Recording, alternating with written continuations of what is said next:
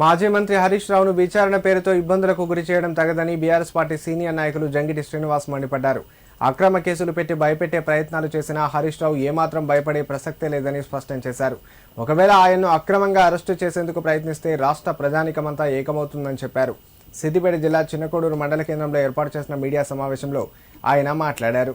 ముఖ్యమంత్రితో పాటుగా మంత్రుల్ని చీల్చి చెండాలుతుంది కాబట్టి తట్టుకోలేక సమాధానాలు చెప్పలేక ఇలా బలవంతపు కేసులకు పాల్పడతా ఉన్నారు.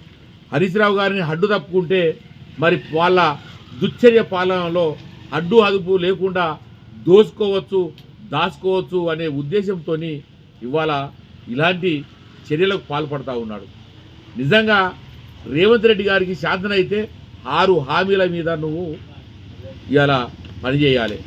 6 హామీలు నెరవేర్చకుండా కేవలం హరీష్ రావు గారి గురించి మాత్రమే ముఖ్యమంత్రి అయినట్టుగా ఆయన మీద ఎప్పుడు ఎలాంటి కేసు పెట్టాలి, ఎప్పుడు లోపల తీసుకురావాలి, ఎప్పుడు లోపల వేయాలనేటువంటి ఆలోచనతోనే తప్పితే ఇవాళ కళలో కూడా నిజంగా రేవంత్ రెడ్డి పండుకుంటే కూడా కళలో కూడా ఇవాళ హరీష్ రావు గారే కనపడుతున్నట్టుంది. ఆయనకు నిజంగా నీకు ఏమాత్రం చిత్తశుద్ధి ఉన్నా ఇలాంటి అక్రమ కేసులు పక్క పెట్టి నిజమైనటువంటి పాలన కొనసాగించమని చెప్తా ఉన్నాం.